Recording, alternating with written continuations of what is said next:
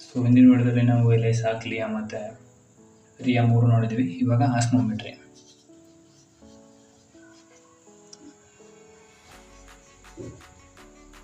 So ಆಸ್ಮೋಮೆಟ್ರಿ ಅಂದ ತಕ್ಷಣ ನಮಗೆ ನೆನಪಾಗೋದು ಅಂದರೆ ಡೆಫಿನೇಷನ್ ಸಿಂಪಲ್.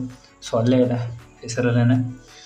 ಏನಿದೆ, ಆಸ್ಮೋಲಾಲಿಟಿ ಮೆಷರ್ ಮಾಡೋದಕ್ಕೆ ಬಳಸ್ತೀವಿ.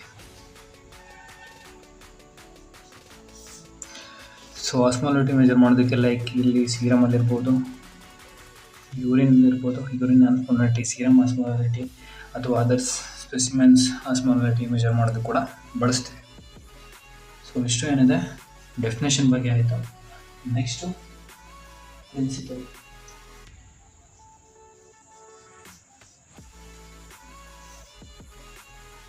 ಪ್ರಿನ್ಸಿಪಲ್ ನೋಡೋದಾದ್ರೆ based on freezing point depressions.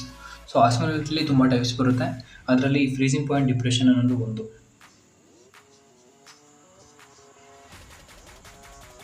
Freezing point depression ಅನ್ನೋದು ಕೂಡ ಒಂದು ಟೈಪ್ ಆಗಿರುತ್ತೆ. ಅದರಲ್ಲಿ ಏನಾದರೂ ನಾವು ನೋಡ್ತೀವಿ ಅನ್ನೋದಾಗ ಒಂದು ಗ್ರಾಫ್ ಬರುತ್ತೆ. ಬೇಸಿಕಲಿ ಆ ಗ್ರಾಫಲ್ಲಿ ಫಸ್ಟು ಏನಿದೆ, ಅದು ಸ್ಟಾರ್ಟಿಂಗ್ ಕೂಲಿಂಗ್ ಆಗೋದು, ಅಲ್ಲಿಂದ ಅದು ಬಂದಿತ್ತು ಇಲ್ಲಿಗೆ ಬಂದು ಎಗೇನ್ ಅದೇನಿದೆ ಇಲ್ಲಿಗೆ ಹೋಗುತ್ತೆ. ಈ ಪಾಯಿಂಟ್ ಏನಿದೆ ಇದು ಫ್ರೀಸಿಂಗ್ ಪಾಯಿಂಟು. ಈ ಪಾಯಿಂಟು ಫ್ರೀಸಿಂಗ್ ಪಾಯಿಂಟು. ನೆಕ್ಸ್ಟ್ ಇದು ಹೀಟ್ ಆಗುತ್ತೆ. ಇಲ್ಲಿ ಹೀಟ್ ಆದಮೇಲೆ ಮತ್ತೆ ಇಲ್ಲಿ ಮೆಷರಿಂಗ್ ಆಗುತ್ತೆ ಎಷ್ಟು ಇದೆ ಅಂತೇಳಿ. ಇದು ಮೆಷರಿಂಗ್ ಪಾಯಿಂಟು. ಇದು ಫಸ್ಟ್ನೇದು ಕೂಲಿಂಗ್ ಪಾಯಿಂಟು.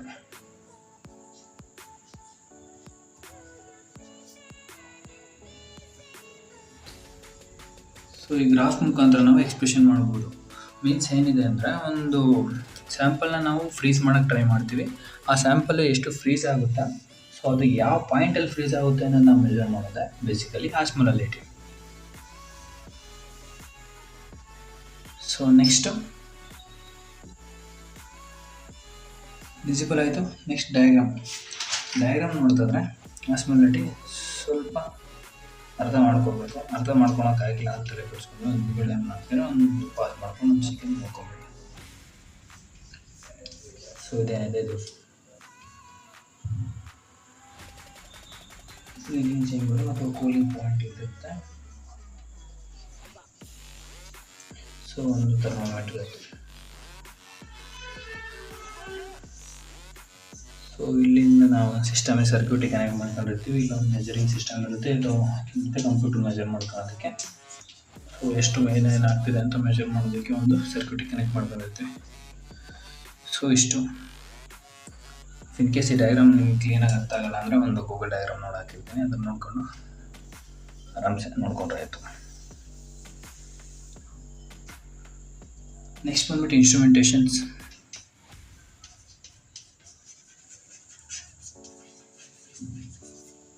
ಇನ್ಸ್ಟ್ರುಮೆಂಟೇಷನಲ್ಲಿ ನೋಡೋದಾದ್ರೆ ಫಸ್ಟು ಸ್ಯಾಂಪಲ್ ಚೇಂಬರ್ ಬರುತ್ತೆ. ಸ್ಯಾಂಪಲ್ ಇಡೋ ಚೇಂಬರು, ಕೂಲಿಂಗ್ ಸಿಸ್ಟಮ್ ಬರುತ್ತೆ. ಥರ್ಮೋಸ್ಟಾಟ್ ಬರುತ್ತೆ. Cooling system, thermostat, stirring device ಬರುತ್ತೆ.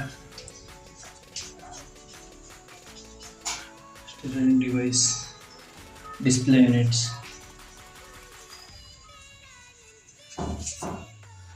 ಇಷ್ಟೇನಿದೆ, ಇಷ್ಟೆಲ್ಲ ಬರ್ತವೆ. ಫಸ್ಟು ಈ ಸ್ಯಾಂಪಲ್ ಏನಿದ್ದಕ್ಕೆ ಸ್ಯಾಂಪಲ್ ಇಡೋದಕ್ಕೆ ಸ್ಯಾಂಪಲ್ ಚೇಂಬರ್ ಬೇಕು. ಅದು ಫ್ರೀಸ್ ಆಗಿ ಅದು ಕೂಲ್ ಆಗೋದಕ್ಕೆ ಕೂಲಿಂಗ್ ಸಿಸ್ಟಮ್ ಬೇಕು ನಮಗೆ.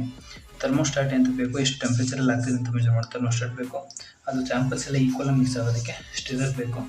ಡಿಸ್ಪ್ಲೇ ಯೂನಿಟ್ ಆಬ್ವಿಯಸ್ಲಿ ನಮ್ಗೆ ಮೆಜರ್ ಮಾಡಿ ಎಷ್ಟಿದೆ ಅಂತ ಕೊಡೋದಕ್ಕೆ ಡಿಸ್ಪ್ಲೇ ಯೂನಿಟ್ ಬೇಕು. ಇಷ್ಟು ಇನ್ಸ್ಟ್ರುಮೆಂಟೇಷನ್ ಬಗ್ಗೆ ಆಯಿತು.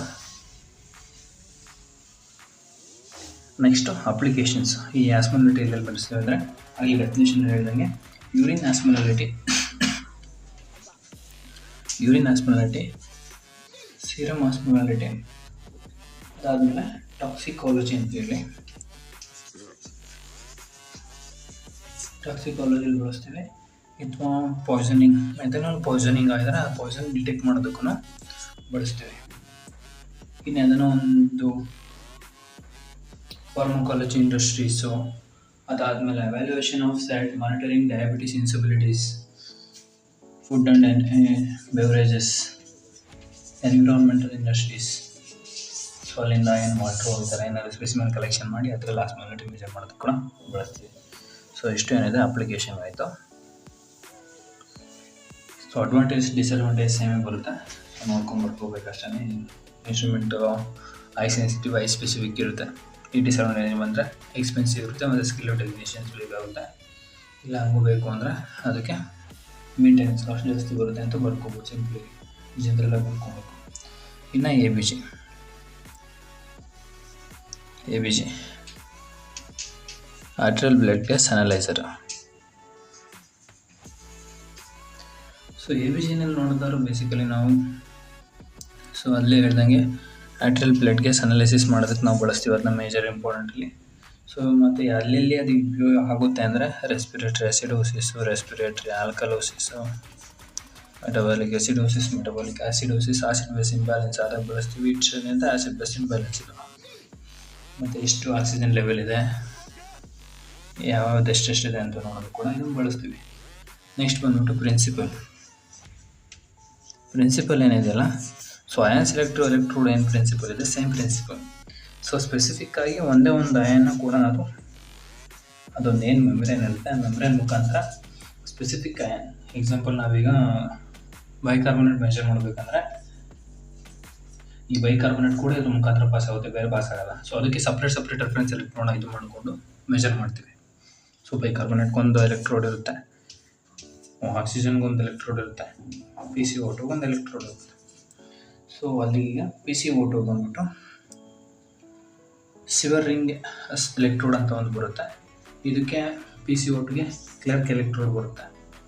HCO3ನ ಅಲ್ಲೇ ಕ್ಯಾಲ್ಕುಲೇಷನ್ ಮಾಡ್ಕೊಳುತ್ತೆ. ಸೊ ಬೇಸಿಕಲಿ ಒಂದು ಆಕ್ಸಿಜನ್ಗೆ ಒಂದು ಕಾರ್ಬನ್ ಡೈಆಕ್ಸೈಡ್ ಮೆಜರ್ ಮಾಡೋದಕ್ಕೆ ಇದು. ಸೊ ಟೋಟಲಿ ಏನಿದೆ ಅಯಾನ್ಸ್ ಎಲೆಕ್ಟ್ರೋಡ್ಗೆ ಬರೀಬೋದು, ಸ್ಪೆಸಿಫಿಕಲಿ ಇದಾಗುತ್ತೆ ಅಂತೇಳಿ. ದ ಅನಲೈಸ್ ಅಂಡ್ ಮೆಜರ್ನ the parameter and calculated other value such as bicarbonate and excess base oxygen value. ಇನ್ನು ಇನ್ಸ್ಟ್ರುಮೆಂಟೇಷನ್ಸ್ ನೋಡಿದ್ರೆ ಏನೇನು ಇನ್ಸ್ಟ್ರುಮೆಂಟೇಷನ್ ಬರ್ತಾರೆ ಅಂತೇಳಿ. ಸೊ ಇದು ಆಲ್ಮೋಸ್ಟ್ ಎಲ್ಲ ಕ್ಲೋಸರ್ ಸಿಸ್ಟಮೇ ಸಿಗುತ್ತೆ. ಸೊ ಓಪನ್ ಸಿಸ್ಟಮಲ್ಲಿ ಇನ್ಸ್ಟ್ರುಮೆಂಟೇಷನ್ ಇದು ಡಯಾಗ್ರಾಮ್ ಒಂದು ಗೊತ್ತಾಗುತ್ತೆ. ಇನ್ಸ್ಟ್ರುಮೆಂಟೇಷನಲ್ಲಿ ಅನಾಲಿಸಿಸ್ ಬರುತ್ತೆ, ಅನಾಲಿಸಿಸಲ್ಲಿ pH ಎಲೆಕ್ಟ್ರೋಡ್ ಬರುತ್ತೆ, pH ಬಿಟ್ಟರೆ PCO2 ಎಲೆಕ್ಟ್ರೋಡ್ ಬರುತ್ತೆ, O2 ಎಲೆಕ್ಟ್ರೋಡ್ ಬರುತ್ತೆ. ಸೊ ಇಷ್ಟು ಎಲೆಕ್ಟ್ರೋಡ್ ಆದಮೇಲೆ ನೆಕ್ಸ್ಟು ಟೆಂಪ್ರೇಚರ್ ಬರುತ್ತೆ, ಕಂಪ್ಯೂಟರ್ ಸಿಸ್ಟಮ್ ಬರುತ್ತೆ. ಆಬ್ವಿಯಸ್ಲಿ ಕಂಪ್ಯೂಟರ್ ಸಿಸ್ಟಮ್ ಎಲ್ಲ ಇದ್ರಲ್ಲೂ ಇದ್ದೇ ಇರುತ್ತೆ, ಈಗ ಇದು ಮಾಡಬೇಕಲ್ಲ ಅದಕ್ಕೋಸ್ಕರ. ಸೊ ಇನ್ಸ್ಟ್ರುಮೆಂಟೇಷನ್ನು, ಸೊ ಯಾವ್ಯಾವ ಎಲೆಕ್ಟ್ರೋಡ್ ಬರ್ತವೆ ಅಂತ ಬರ್ಕೊಂಡ್ರೆ ಆಯಿತು. ಸೊ ಸಪ್ರೇಟಾಗಿ ಒಂದು ಸ್ವಲ್ಪ ರೋಲ್ ಮಾಡ್ತೀವಿ. ಟೆಂಪ್ರೇಚರು ಎಷ್ಟಿರುತ್ತೆ ಅಂತ ಮೆಜರ್ ಮಾಡೋದಕ್ಕೆ, ಸೊ ರಿಸಲ್ಟ್ ತೋರಿಸೋದಕ್ಕೆ ಸಿಸ್ಟಮ್ ಬೇಕು. ಇನ್ಸ್ಟ್ರುಮೆಂಟೇಷನ್ ಆದಮೇಲೆ ನೆಕ್ಸ್ಟು ಅಪ್ಲಿಕೇಶನ್. ಸೊ ಅಪ್ಲಿಕೇಶನ್ಸ್ ನೋಡಿದ್ರೆ ಎಲ್ಲೆಲ್ಲಿ ಬಳಸ್ತೀವಿ, ಒಂದು ABG ಅನಾಲಿಸಿಸ್ ಮಾಡೋದಕ್ಕೆ ಬಳಸ್ತೀವಿ, ಹೆಸರೆಲ್ಲ ಇದ್ದಂಗೆ.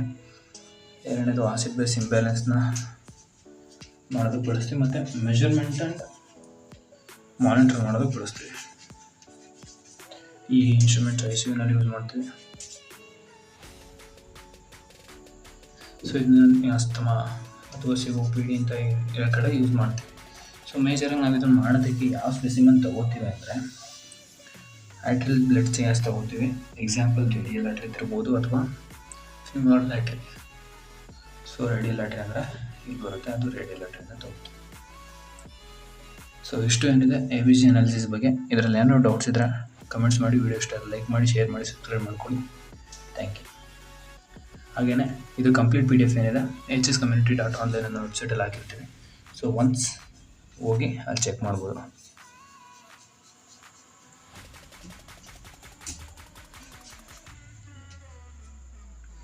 ಅಲ್ಲ ಸೊ ಅಲ್ಲಿರುತ್ತೆ, ಹೋಗಿ ಒನ್ಸ್ ಚೆಕ್ ಮಾಡಿ.